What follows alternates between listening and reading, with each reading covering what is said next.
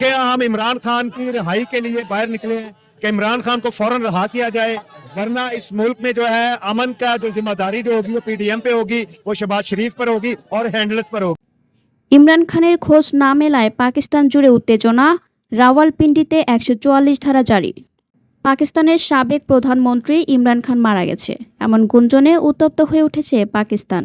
গুঞ্জন দিন দিন তীব্র হলেও তার কোনো খোঁজ দিচ্ছে না দেশটির বর্তমান সরকার ও রাওয়ালপিন্ডির আদিয়ালা কারা কর্তৃপক্ষ। এছাড়া পরিবারের কোনো সদস্যও তার সঙ্গে দীর্ঘদিন দেখা করতে পারেননি। এমন পরিস্থিতিতে ইমরানের খোঁজ দেওয়ার দাবিতে তার দল পাকিস্তান তেহরিকি ইনসাফ পিটিআই রাওয়ালপিন্ডিতে বিক্ষোভের ডাক দিয়েছে।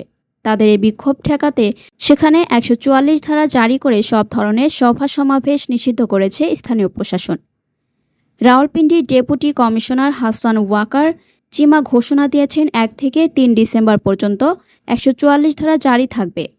এর আওতায় যে কোনো ধরনের সভা সমাবেশ, জমায়েত মিছিল, শোভাযাত্রা, বিক্ষোভ জনসভা এবং ৫ বা ততোধিক ব্যক্তির অনুরূপ যে কোনো সমাগম নিষিদ্ধ থাকবে। অস্ত্র, শুল, ভারযুক্ত লাঠি, গুলতি, বল বেয়ারিং, পেট্রোল, বোমা, হাতে তৈরি বিস্ফোরক বা সহিংসতায় ব্যবহার হতে পারে এমন যে কোনো সরঞ্জাম বহন করা যাবে না। অস্ত্র প্রদর্শন, আইন প্রয়োগকারী সংস্থায় বহন করা অস্ত্র ছাড়া এবং আপত্তিকর বা বিদ্বেষমূলক বক্তব্য দেওয়া যাবে না।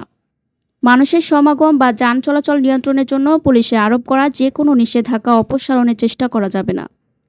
মোটরসাইকেলের পেছনে কোনো আরোহীকে নেওয়া যাবে না। মাইক্রোফোন বা লাউড স্পিকার ব্যবহার করা যাবে না। সাধারণ মানুষের নিরাপত্তা, শান্তি ও স্থিতিশীলতা বজায় রাখতে এ সিদ্ধান্ত নেওয়া হয়েছে বলে সরকারি ঘোষণায় জানানো হয়েছে। পরবর্তী সংবাদ দেখার জন্য আমন্ত্রণ এবং সাবস্ক্রাইব করে বার্ড নিউজের পাশে থাকুন।